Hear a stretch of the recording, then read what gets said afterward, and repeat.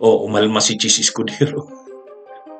Umalma si Chis dahil binanatan ni Congressman Ronnie Puno.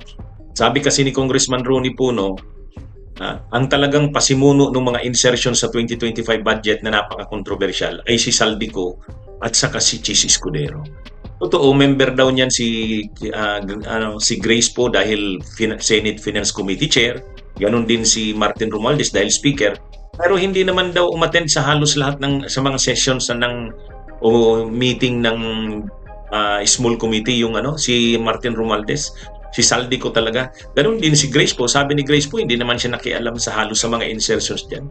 So, ang tinuturo na lang talaga ngayon ni Congressman Ronnie Puno, si Escudero at saka si Saldico. Umalma ngayon umalma si Chis.